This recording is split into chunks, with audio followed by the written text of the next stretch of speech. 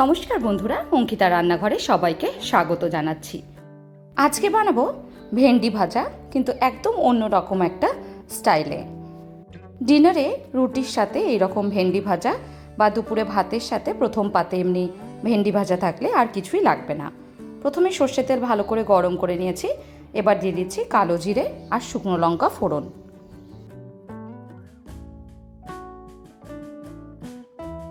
ফোড়ন থেকে সুগন্ধ বেরিয়ে আসা অবধি ভালো করে ফোড়নটাকে ভেজে নেব। ফোড়নটা ভালো করে ভাজা হয়ে গেলে তার মধ্যে এবার দিয়ে দিচ্ছি দুটো মিডিয়াম সাইজের পেঁয়াজ, এইভাবে লম্বা করে কুচিয়ে নেওয়া। পেঁয়াজটাকে দিয়ে ভালোভাবে নেড়ে চেড়ে পেঁয়াজটা ভালো করে নরম হয়ে রং বদলে আসা অবধি ভাজতে থাকবো। গ্যাসের ফ্লেমটাকে এই সময় হাইতে করে দিলাম। তারপর 2 মিনিটের মতন ভেজে নিয়ে গ্যাসের ফ্লেমটাকে আবার লোতে করে দেব।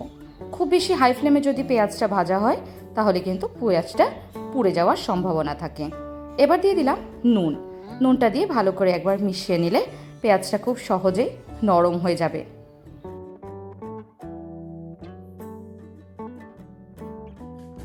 পেঁয়াজটা দেখুন আস্তে আস্তে করে রং বদলাতে শুরু করে দিচ্ছে, বেশ লাল লাল হয়ে গেছে আর পেঁয়াজটা বেশ নরমও হয়ে গেছে। এই সময়তে দিয়ে দেব আগের থেকে ছোট ছোট করে কেটে নেওয়া ভেন্ডিটা।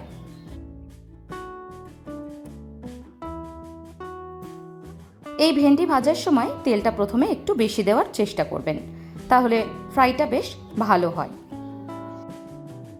ভেন্ডি রান্না করার সময় একটা কথা মাথায় রাখবেন, খুব ভালো করে ভেন্ডিটাকে ধুয়ে সেটাকে জল থেকে ভালো করে ছেঁকে উঠিয়ে তারপর জলটাকে ভালোভাবে একটা কাপড়ের সাহায্যে মুছে নিতে হবে। এইভাবে যদি ভেন্ডিটা ধুয়ে মুছে ব্যবহার করেন তাহলে ভেন্ডি থেকে যেই লুতলুতা একটা ব্যাপার থাকে সেটা বেরোয়, সেটা আর হবে না। ভেন্ডিটা 2 মিনিটের জন্য নেড়ে নিয়ে দিয়ে দিলাম এবার হলুদটা দিয়ে খুব ভালো করে একবার মিশিয়ে নেব। খুব কম মশলায় খুব সুস্বাদু একটা রেসিপি তৈরি হয়।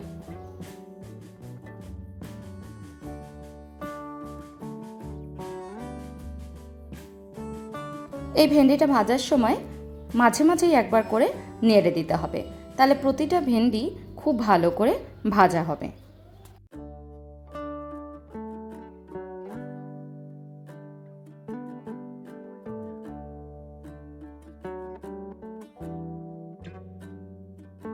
ভেন্ডিটা পুরোপুরি মজে আসা অবধি ভেন্ডিটাকে ভেজে নিচ্ছি। দেখুন ভেন্ডিটা খুব সুন্দর মজে গেছে। এবার দেখুন মাঝখান থেকে তেল ছাড়তে শুরু করে দিয়েছে।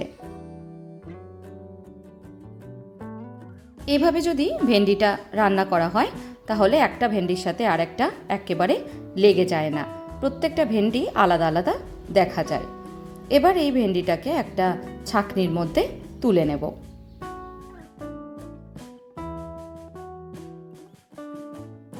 দেখুন একটা ছোট ছাঁকনি নিয়ে নিয়েছি আর ছাঁকনিটার মধ্যে এইভাবে তেল থেকে ছেঁকে তুলে রাখছি।